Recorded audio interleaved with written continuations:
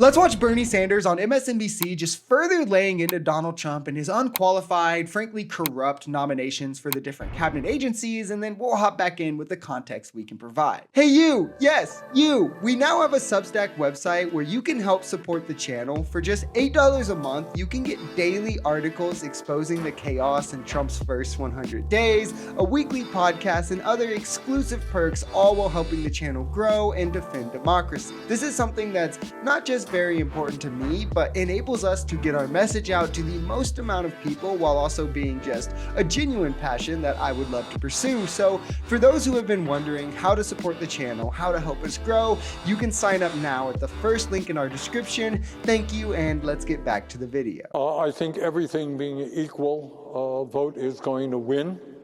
I suspect all or virtually all Democrats will vote against him. I think all Republicans will vote for him.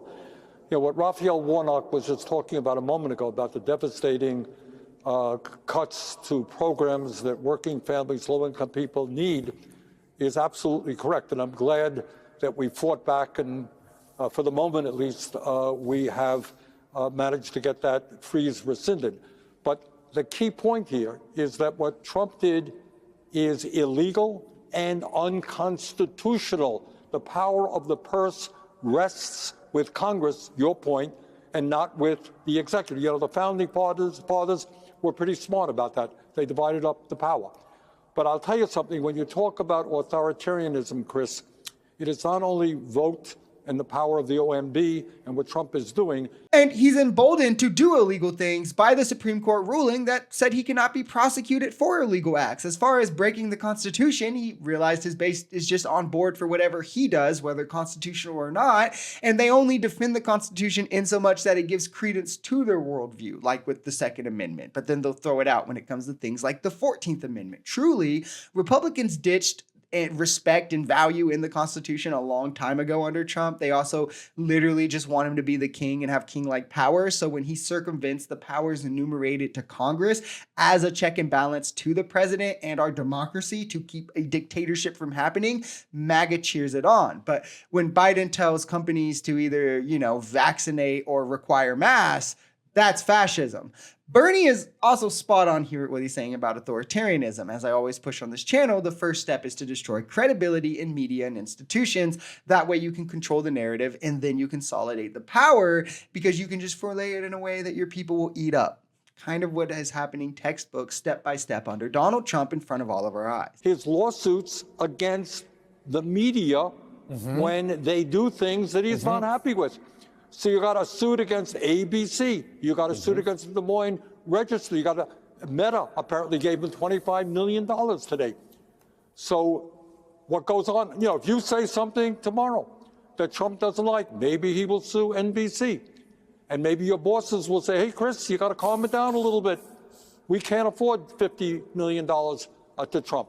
So this is a real movement toward authoritarianism. And when you add on top of that the movement toward oligarchy, three richest guys in America standing beside Trump at its inauguration, we got a lot of problems facing our country right now. And the problems we have that he's speaking to here are ones that MAGA pretended to care about. It's the rise of the establishment, right? And which we had beat down the last 4 years, but it's now back in full and complete control. And make no mistake, Meta agreed to settle in a lawsuit in which they didn't have to admit any wrongdoing to Donald Trump. ABC settled in a lawsuit that every legal expert said that they would win. Trump is now throwing lawsuits down on pollsters who frankly aren't going to have the money to defend themselves against him. Elon Musk, the richest man in the world and part of Trump's inner circle, is threatening to sue media that covers his Nazi salute, despite literally being a self-avowed neo-Nazi. Sue me if you're not, literally. Go ahead. Major super PACs with tens of millions of dollars to spend are threatening to primary any Republican who votes against Trump nominees,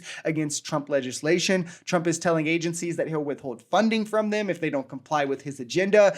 This is authoritarianism. This is steps towards a dictatorship like we've never seen. The executive branch isn't supposed to and has never had this much unmitigated, unchecked power, all consolidated under and then concentrated into one office, one man, where everyone underneath works for him instead of working for the country, for the people, and for the Constitution, like our government was created to. There's a bunch of Supreme Court precedent about whether the president can be sued.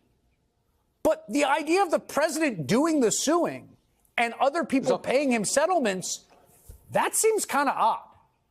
Oh, it's not odd. It is extraordinarily dangerous. That is, if that's not undermining the First Amendment, I don't know what is. Right. So if you think that, people in media are not going to be looking over their shoulders, worrying about a lawsuit from Donald Trump, you are mistaken. So we are in a dangerous situation. We are in an unprecedented situation. But here's what I Exactly. I mean, if the power imbalance brought from a lawsuit by the president doesn't bring out a clear undercutting of the First Amendment, then I literally don't know what is. And your standard for that is probably how MAGA thinks it's like when MAGA tells them you're not allowed to say the N-word. But of course, Trump using his power to make media hesitant to speak out against his lies, totally fine. But the N-word should be allowed. Like, don't get that mistaken. That's First Amendment protected speech. Imagine it like this. You finally get your dream job. You're there for a year and loving every second of it. Then your boss sues you for a Facebook post you made. You can fight him and possibly win, but you know the outside consequences of that. You're going to be fired. If not, I mean, he's gonna make your everyday life at work pretty hard, right? Until you quit, etc.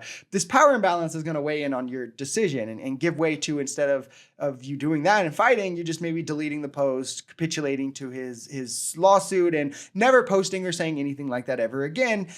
Now, obviously, it's not a one-to-one analogy here because in a job, you can find a new one, whatever. But imagine the power imbalance in this scenario in a situation where you can't just walk away. And that's what's shown with the president suing media institutions, pollsters even. It's unconstitutional, it's gross, it's inherently anti-American, and it's the act of a fascist dictator in Donald Trump. Like, historically, I don't think you can point to a fascist dictator who didn't first discredit academia. They've attacked professors and institutions of education, then attack media and the credibility of courts and media, before then rising to power and consolidating all power underneath them. If you can point to one fascist dictator who didn't legitimately do these exact 3 steps, I will send you $10,000.